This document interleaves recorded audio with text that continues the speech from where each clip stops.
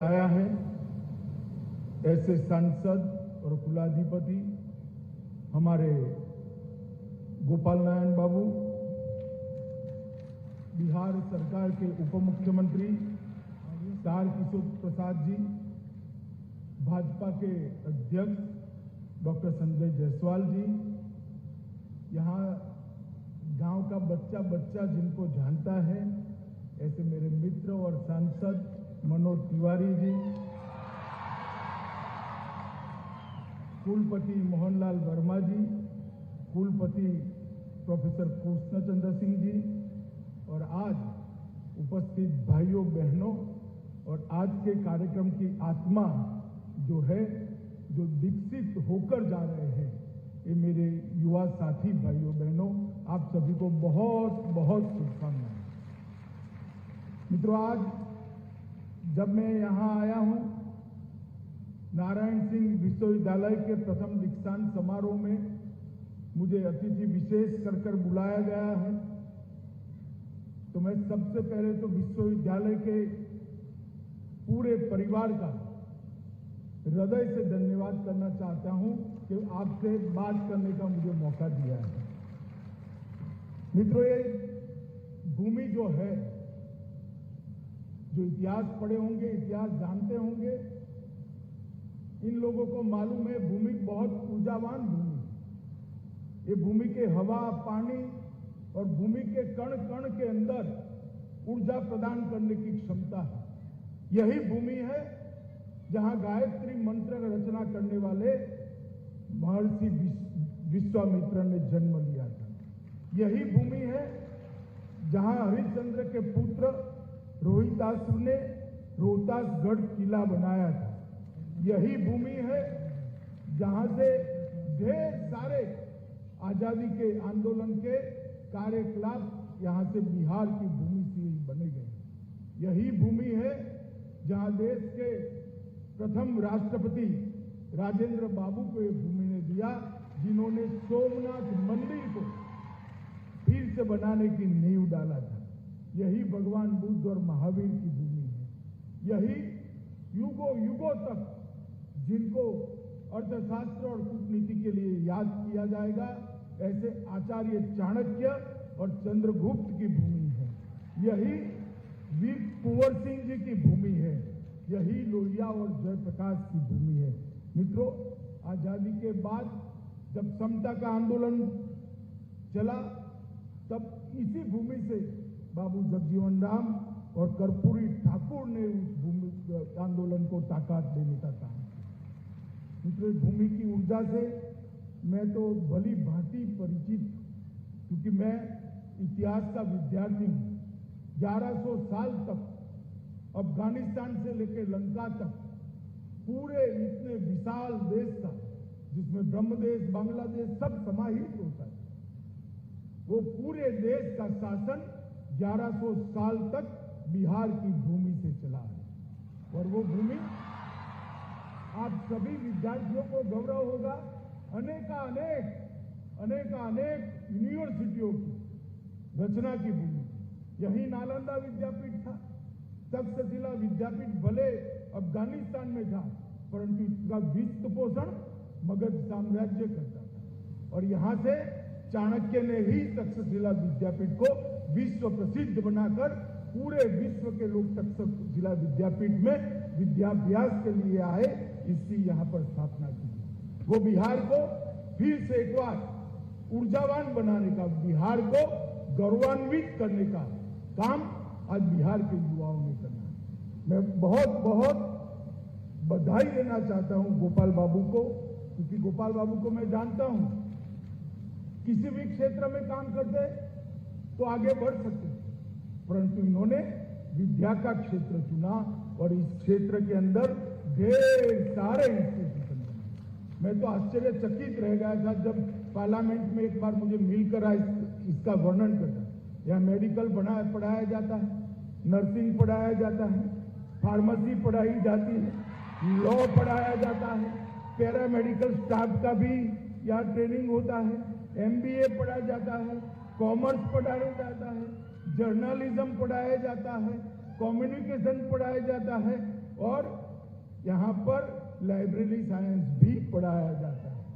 इसके साथ साथ एग्रीकल्चर इंस्टीट्यूट भी बना है। कुछ छोड़ा नहीं, पूरे क्षेत्र के अंदर इस प्रकार के एक ही अमरेला में एक प्रकार की ऐसी संस्था की रचना की है जिससे यहाँ के बच्चों को पढ़ने के लिए कहीं बाहर जाने की आवश्यकता ही न हो। मित्रों, जब एक विद्यालय बनता है तो अनेक युवाओं के, बच्चों के जीवन में विद्या का प्रकाश करता है। विद्या का प्रकाश ही अज्ञान के अंधकार को दूर करता है और विद्या का प्रकाश ही व्यक्ति के जीवन के अंदर आगे जाने का रास्ता प्रशस्त करता है। आप सभी लोग आज यहां से विकसित होकर बाहर जा रहे हैं।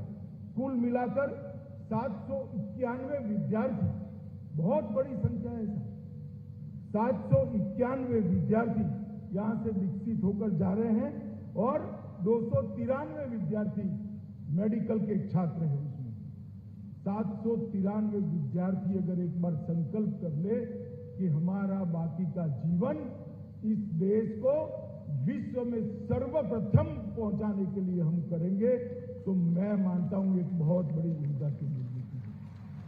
आपको शायद मालूम नहीं है, जब आपको आज डिग्री मिल रही है, ये डिग्री इसी साल में मिल रही है जो आजादी का अमृत महोत्सव। 75 साल हो गए देश की आजादी को। कई लोग कहते हैं कि 75 साल में हमें बहुत पिछड़ गए। मैं निराशावादी आदमी नहीं, मैं आशावादी आदमी हूं। 75 साल में एक मजबूत नींव डालने का काम हमारे पुरखों ने किया है। हमारा दायित्व है कि आने वाले 25 साल में देश की जब शताब्दी मनाई जाए आजादी की, तब हर क्षेत्र के अंदर देश विश्व में सर्वोच्च स्थान पर बैठा हो, एक करने की हमारी। और इसीलिए देश के प्रधानमंत्री नरेंद्र मोदी जी ने ये आजादी का अमृत महोत्सव मनाने का एक वर्ष तय किया है। आजादी का अमृत महोत्सव मनाने के लिए 3 उद्देश्य उन्होंने हमारे सामने रखे। एक तो नई पीढ़ी के जो बच्चे हैं, उनको आजादी के लिए, जो हमारे आजादी के संग्राम के नेता थे, आजादी के संग्राम के सैनिक थे, उनका परिचय। ढेर सारे लोगों ने, लाखों लोगों ने घर बार छोड़ दिया, विद्याभ्यास छोड़ दिया, पूरा जीवन का बलिदान दिया, तब जाकर आज हम आजाद हिंदुस्तान के अंदर आजादी के साथ, अपने अधिकार के साथ सांस ले रहे हैं। अगर वो लोग अगर संघर्ष न करते तो आज भी हम गुलामी की जिंदगी जीते हैं। वो 75 साल पहले और 90 साल 1857 से 1947 तक जिन लोगों ने अपना सर्वस्व बलिदान किया, उनको आज नई पीढ़ी जाने, वो बहुत जरूरी है, क्योंकि उनके त्याग और तपस्या का इतिहास जानकर ही देश के लिए जज्बा, जीने का जज्बा पैदा हो सकता है। आज मैं सारे बच्चों को कहना चाहता हूं, मैं भी आजादी के बाद पैदा हूं, आप भी आजादी के बाद पैदा हुए।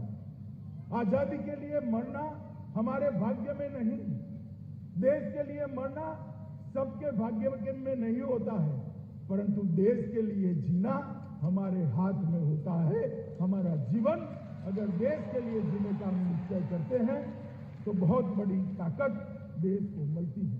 मित्रों, आज वीर कुंवर सिंह जी ने जिस दिन अंग्रेजों के सामने एक निर्णायक विजय प्राप्त की थी, वही 23 अप्रैल का दिन है जब अंग्रेजों को हराते हराते 80 साल के वीर कुंवर सिंह ने अंग्रेजों के दांत खट्टे कर आरा और सासाराम को मुक्त करा।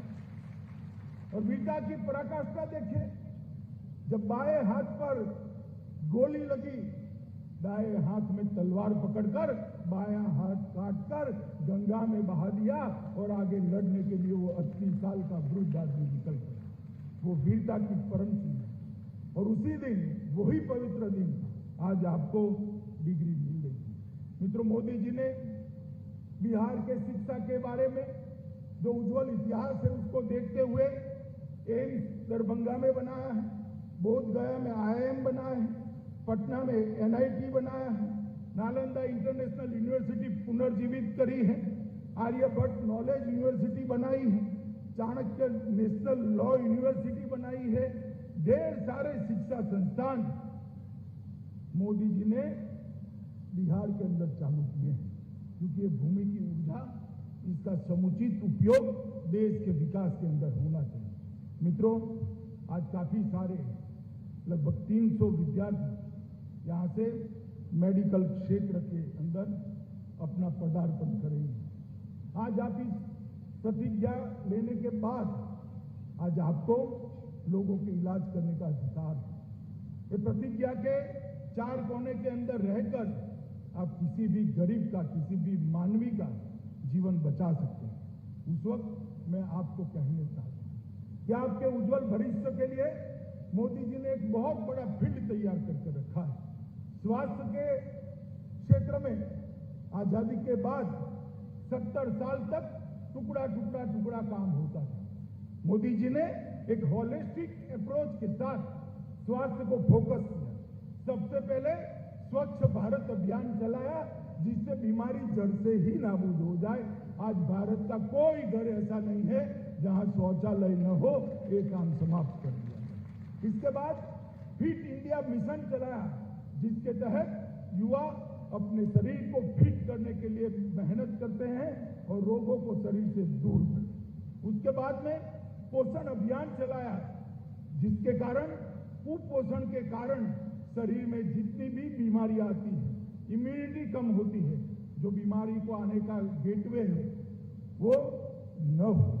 मिशन इंद्रधनुष बनाया, बच्चा बचपन से ही रोग रहित हो, इसलिए टीकाकरण का इंद्रधनुष बनाकर हर रोग से टीका देकर उसको सेव करने का काम मोदी जी ने किया। फिर आयुष्मान भारत की योजना लेकर आए, जिससे देश के 80 करोड़ लोगों को, फिर से एक बार मैं आपको कहना चाहता हूं कितना बड़ा मार्केट पोटेंशियल आपके लिए मोदी जी ने तैयार किया है। 80 करोड़ लोगों को 5 लाख तक के इलाज के लिए 1 पैसे का खर्च करने की जरूरत नहीं है। नरेंद्र मोदी सरकार वो सब गरीबों का पैसा देगी। जो बच्चे आज MBBS, MD, MS होकर जा रहे हैं, उनके मन में भय होगा कि गांव में चले जाएंगे, हमारा गुजारा कैसे होगा। डरिए मत, गरीब से गरीब लोगों तक अपने परिवार के लिए सालाना 5 लाख खर्चा नरेंद्र मोदी सरकार करती है, जिससे आपके अस्पताल अपने आप ब्रेक इवन पॉइंट के बाहर आने वाले हैं। इसके साथ साथ जल जीवन मिशन चालू किया, शुद्ध पानी हर व्यक्ति के घर में पहुंचे, जिससे इसका शरीर रोगों का घर न बने। जन औषधि केंद्र चालू किया, जिससे हर दवाई 30% से 90% सस्ती गरीब आदमी को मिले। और तहसील सेंटर पर एक वेलनेस सेंटर बनाने की भी शुरुआत की है। 5 साल के बाद भारत की हर तहसील में एक वेलनेस सेंटर मिलता है। नीट की एग्जाम चालू की है। मॉडर्न मेडिकल साइंस से जुड़े हुए इंफ्रास्ट्रक्चर और ह्यूमन रिसोर्स के विस्तार के लिए ढेर सारी चीजें शुरू हुई हैं। एक जमाने में 2013-14 में भारत में प्राइवेट और सरकारी मेडिकल कॉलेज की संख्या 387। मेरा विद्यार्थियों से अनुरोध है, जरा जोर से बोलिए, कितनी थी? 387, 387। जरा बोलिए कितनी थी? और आज 8 साल के बाद 387 से बढ़कर 596, मतलब 600 मेडिकल कॉलेज देश में उपलब्ध है। पहले हर साल 51,000 डॉक्टर पढ़ लिख कर बाहर आते थे MBBS। आज 51,000 से बढ़कर 89,500 डॉक्टर बाहर आते हैं।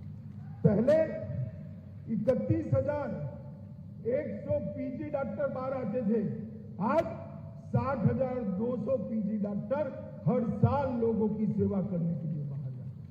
मित्रों, इंफ्रास्ट्रक्चर जो नरेंद्र भाई ने बनाया है, उसने देश के हेल्थ सेक्टर का पूरा सिनेरियो बदलने का काम किया है। मित्रों, बिहार के अंदर भी बिहार सरकार ने ढेर सारी चीजें करी है। मैं सिर्फ इतना ही कहना चाहता हूं, यहाँ जो भी अलग अलग विधाओं के छात्र आज डिग्री लेकर जा रहे हैं, मोदी जी ने चाहे कोई भी क्षेत्र हो, हर क्षेत्र के लिए विश्व के साथ आप आपकी स्पर्धा कर पाओ, इस प्रकार का प्लेटफॉर्म खड़ा करने का काम नरेंद्र मोदी जी ने किया है। स्टार्टअप की योजना शुरू करी है, स्टैंड अप की योजना शुरू की है। हर क्षेत्र के अंदर युवाओं को मौके मिले, इसलिए ढेर सारी सुविधाएं नरेंद्र मोदी जी ने की है।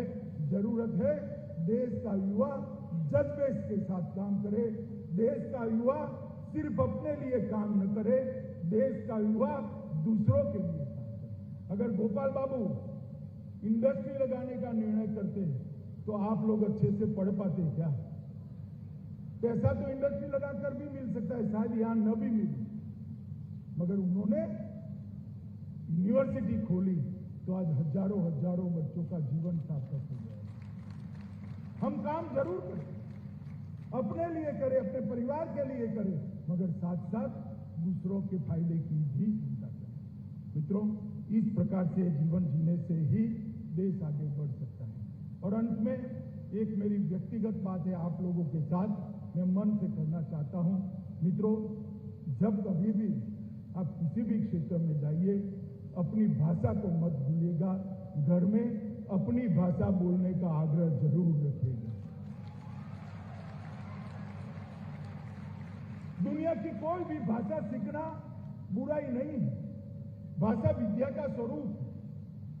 सिर्फ अंग्रेजी नहीं, दुनिया भर की जितनी भाषाएं आपकी क्षमता है ढूंढ लीजिए, मगर मातृभाषा को कभी मत भूलिएगा। अपने बच्चे को मातृभाषा देकर जाइएगा, मातृभाषा आगे बढ़ेगी, देश गौरवान्वित होगा और आपको भी संतोष होगा।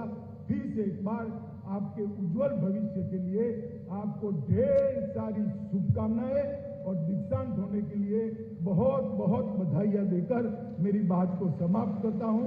वंदे मातरम।